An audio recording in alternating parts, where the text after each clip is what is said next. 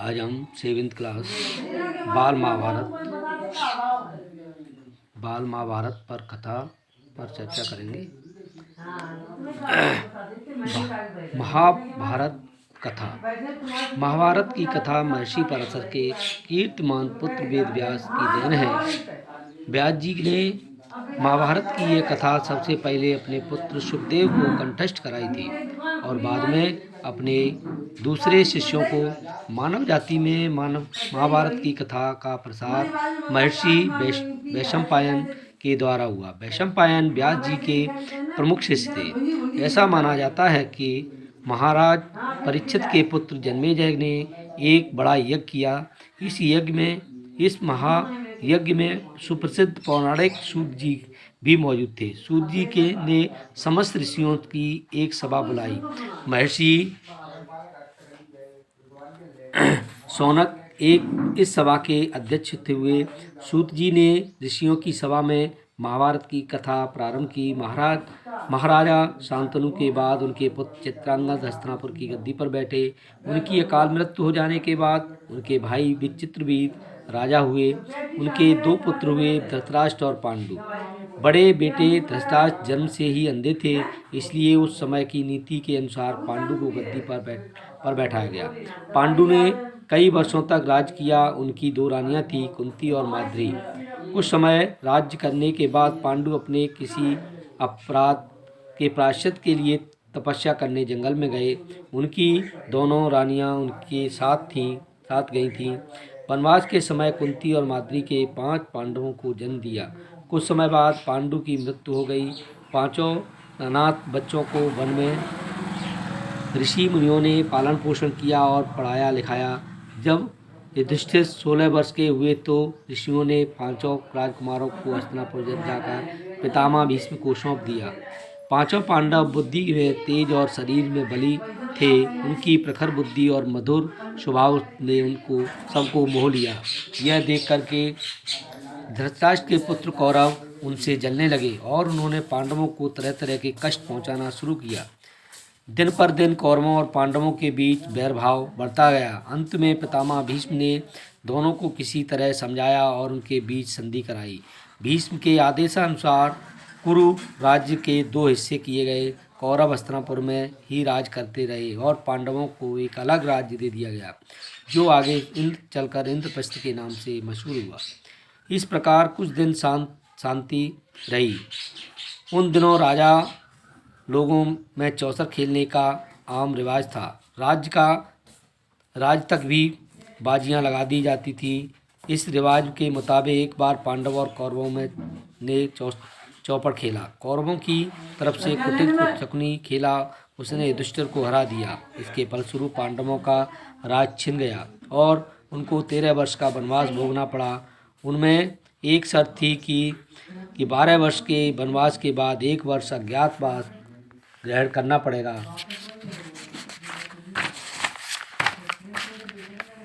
करना होगा। इसके बाद जब राज्य उन्हें लौटा दिया जाएगा। द्रौपदी के साथ 5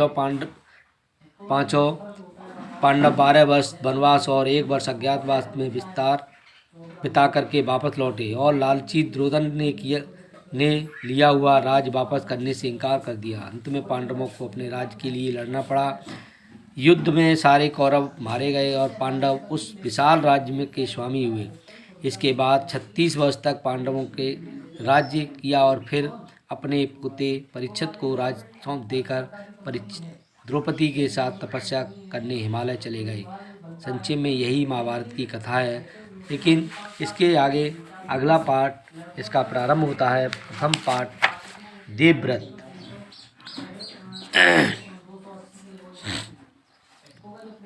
गंगा एक सुंदर युवती का रूप धारण किए नदी के तट पर खड़ी थी।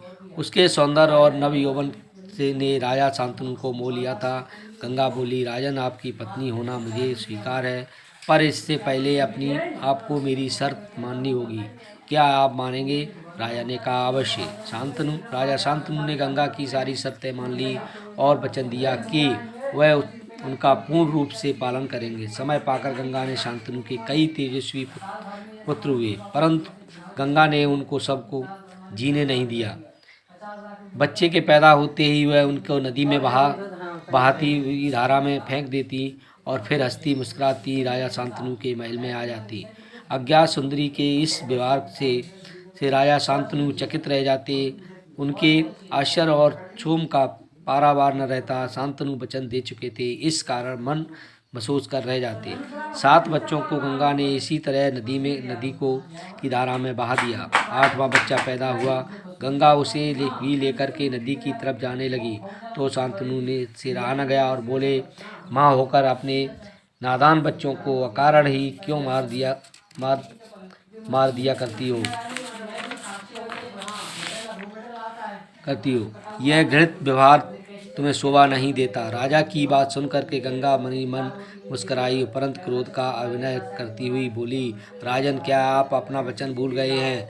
मालूम होता है कि आपको पुत्र से ही मतलब है, मुझसे नहीं। आपको मेरी क्या परवाह है? ठीक है, पर शर्त के अनुसार मैं अब नहीं ठहर सकती। हाँ, आपके इस पुत्र को मैं नदी में नहीं फेंकूंगा। इस अंतिम बालक को मैं कुछ दिन पालूंगी और फिर पुरस्कार के रूप में आपको सौंप दूंगी। यह कहकर गंगा बच्चे को साथ लेकर चली गई। वहीं बच्चा आगे चलकर भीष्म पितामह के नाम से विख्यात हुआ। गंगा के चले जाने के बाद राजा शांतनु का मन विरक्त हो गया। उन्होंने भोग विलास से जी हटा लिया और राजकाज में मन लगाने लगे। एक दिन राजा शिकार खेलते खेलते गंगा के तट पर पहुंचे तो उन्होंने देखा किनारे पर खड़ा एक सुंदर और गठीला युवक गंगा की बहती हुई धारा पर बाण चला रहा था। बाणों की बौछार से गंगा की प्रचंड धारा एकदम रुकी हुई थी। दृश्य देखकर शांतनु दंग रह गए। इतने में ही राजा के सामने स्वयं गंगा आकर के उपस्थित हो गई और उन्होंने युवक को अपने साथ बुलाया और राजा से बोली, राजन, पहचानना मुझे और इस युवक को। यही आपका और मेरा 8वां पुत्र देवव्रत है। महर्षि वशिष्ठ ने इसे भिक्षा दी है।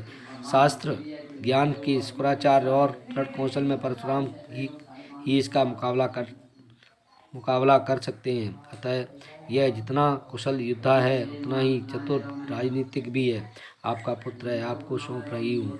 अब ले जाइए। आपके साथ। गंगा ने देवव्रत का माथा चूमा और आशीर्वाद देकर के गंगा राजा के साथ उसे विदा कर दिया।